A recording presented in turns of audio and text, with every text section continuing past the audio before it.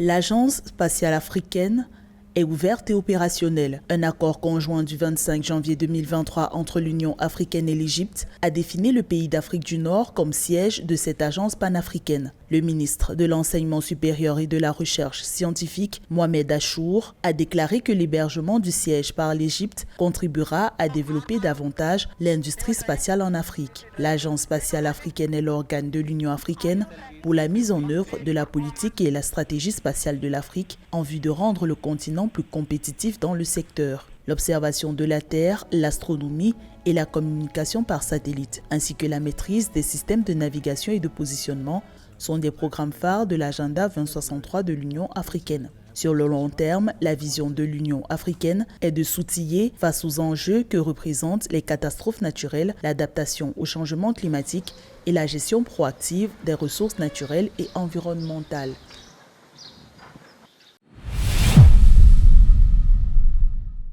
Le président de la République du Congo, président du comité de haut niveau de l'Union africaine sur la Libye, Denis Sassou Nguesso, a reçu Abdoulaye Bathily, le représentant spécial du secrétaire général des Nations Unies pour ce pays, le 27 janvier 2023 à Brazzaville. L'émissaire onusien a rendu compte aux dirigeants congolais de ses consultations avec les parties prenantes libyennes organisées le 25 janvier 2023. Il a évoqué la tenue d'une conférence de réconciliation en vue de restaurer la légitimité dans le pays avant l'organisation des élections courant 2023. Pour le président Denis Sassou Nguesso, la crise libyenne ne peut être résolue que par un processus inclusif avec un soutien régional et international positif, motivé par l'engagement sans condition ni limitation des acteurs politiques libyens.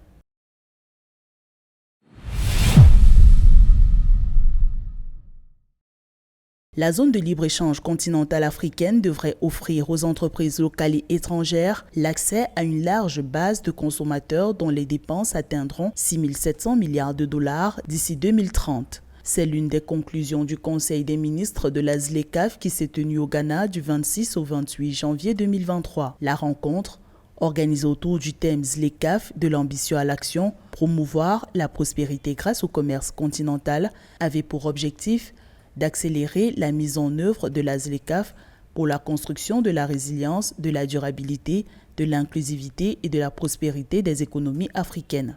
L'événement placé sous le parrainage du chef d'État ghanéen Nana Akufo-Addo est le premier du genre sur le continent africain. Pour le dirigeant ouest-africain, les chefs d'entreprise et les autres acteurs stratégiques en Afrique doivent tirer parti des opportunités offertes par la ZLECAf pour stimuler le commerce intra-africain, améliorer la capacité de production du continent et renforcer sa résilience aux chocs externes.